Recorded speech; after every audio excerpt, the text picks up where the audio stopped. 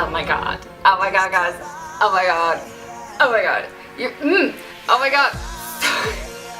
I did not think I would be like this excited, but apparently I am, and I'm totally hoping that this is in focus. Anyway, so I was lucky enough to go to Auckland last week, and it was a pretty cool trip, and some pretty fun things happened, and one of them was, drum roll please,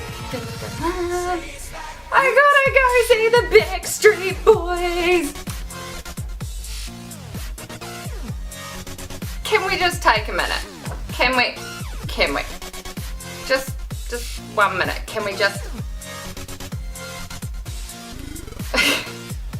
I was like, honestly, this is even ridiculous to me. I did not think I would be this freaking excited. Even on the day of it, I was just kind of like, yeah, this is cool, but who knows what's going to happen. The only sort of like pop concert I've ever really gone to was Savage Garden, and I would have been about 14 years old. So now I'm 32 almost, so you know, it's been a while. I mean, I've seen every DJ under the bloody sun just about, but a pop concert's a whole different thing.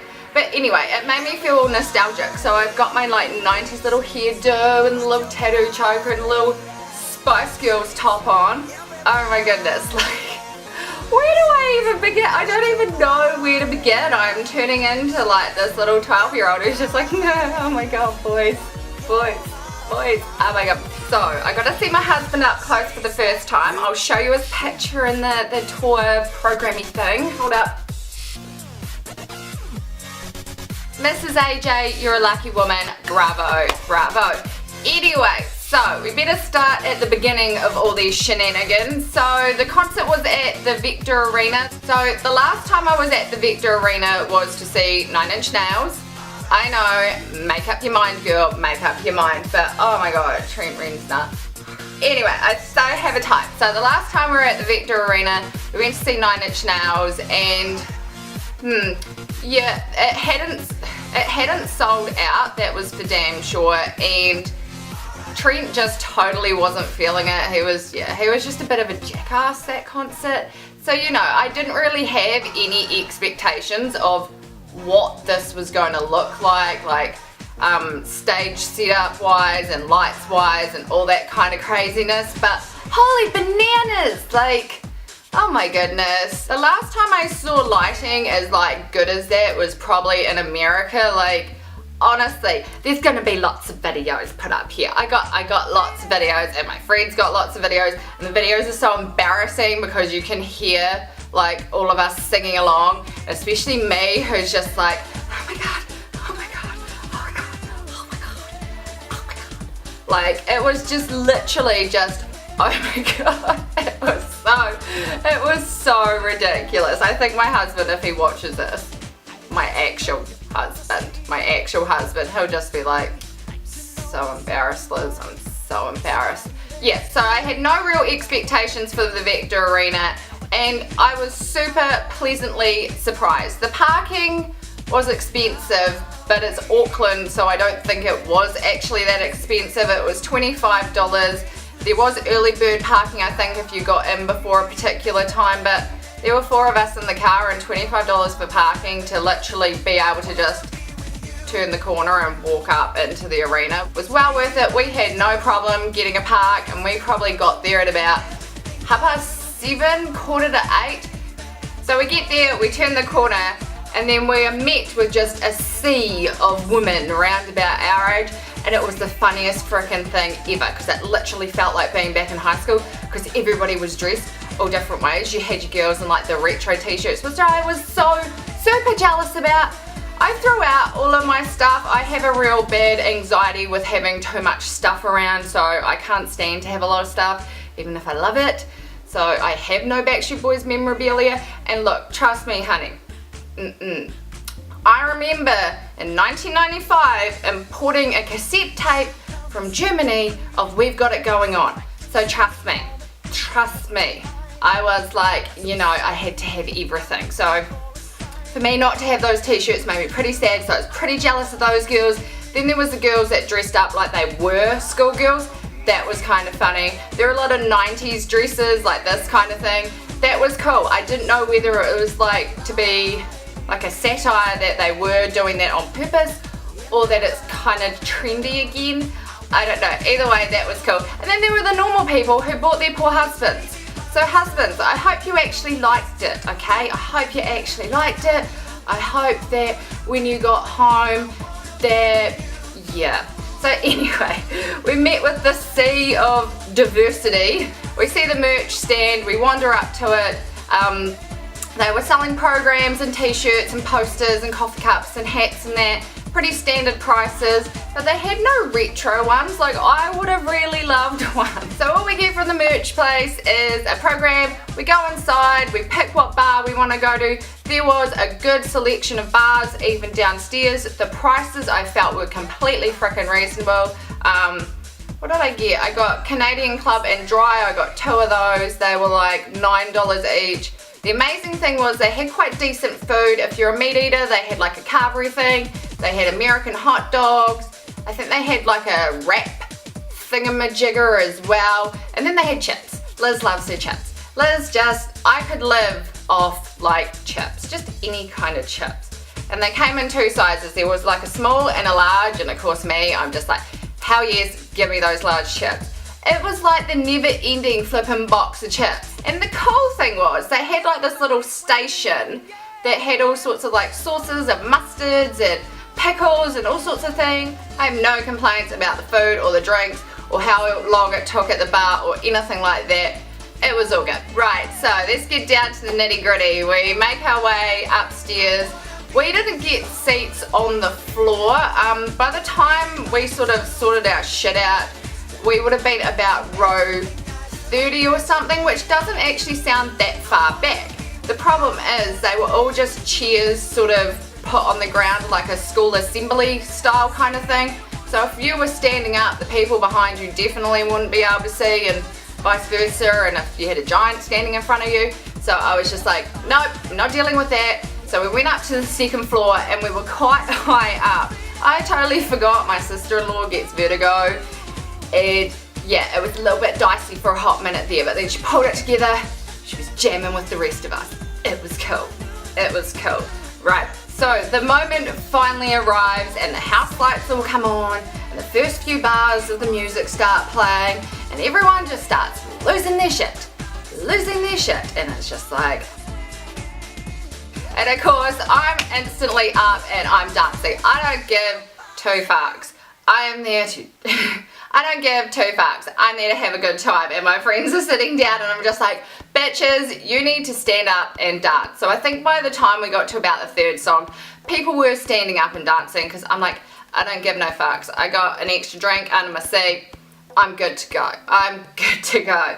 I really enjoyed throughout the concert. They genuinely seemed to have a really good sense of humour about things. Like Nick was joking about how it's been 20 years and he'd even brought back the bowl cut for it, and you know, we all owed it to our 15-year-old self to be here, and just silly little piss take things like that that just shows you don't have to be too fucking serious. Like, you can tell these men are professional and that they've been doing it for a long time and that they work to a very high standard. Like, they were just like boom, boom, boom, boom, boom. The jokes coming out. You could feel that they'd worked together for a long time, that they could make silly little jokes at each other, and it was ha ha rather than ooh, or has that been written for you, because that totally just missed the mark. So it was nice to see them have such a sense of humour.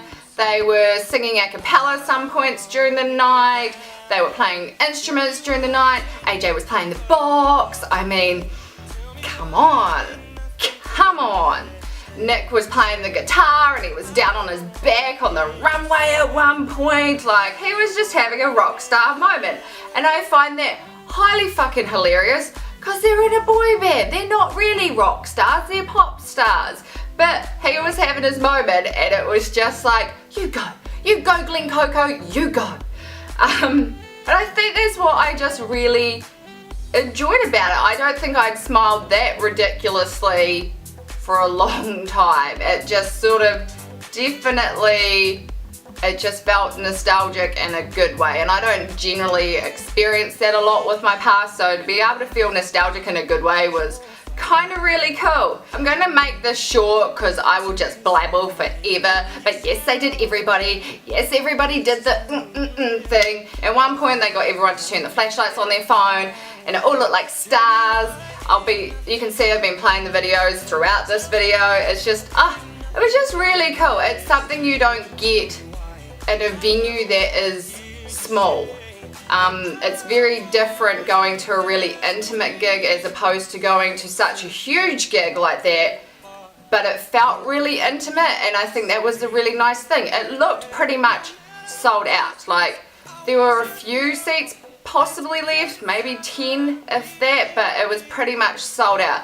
And one of the cool things they did at one point was, and I don't know whether it was a competition, whether you paid for it, whether what it was, they had their fans out the back. They were all dressed in black. They came out, they sat on the stage, they played a couple of songs for them. That was pretty cool.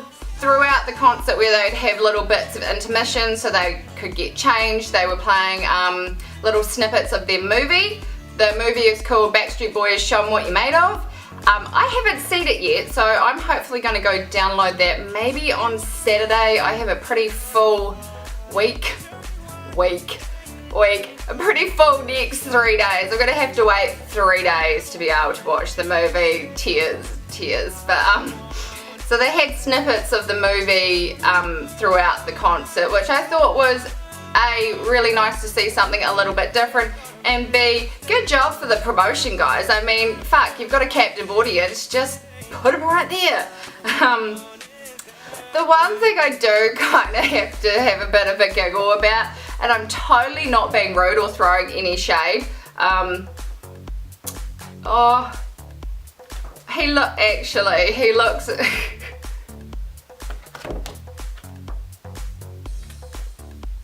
Actually, he looks a lot better now. I've been watching a few interviews online this morning just to sort of get my head back into it, and Kevin looks like Snoop Dogg on some of them, like obviously a really white Snoop Dogg, but he totally looks like Snoop Dogg in some interviews. I don't know why. I think it's just because he's very thin.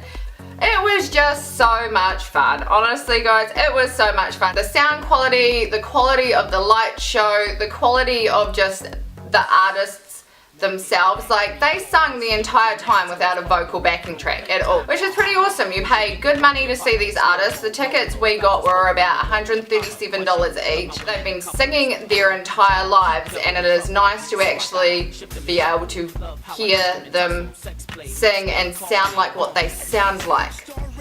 Yeah.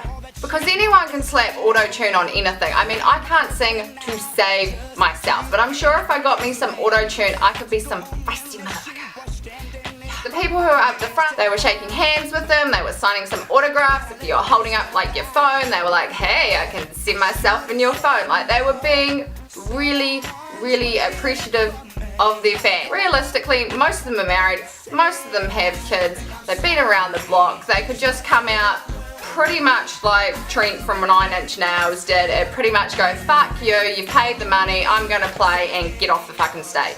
But they didn't. They just seem to have a genuine care for their fans, which is lovely. I think that's lovely.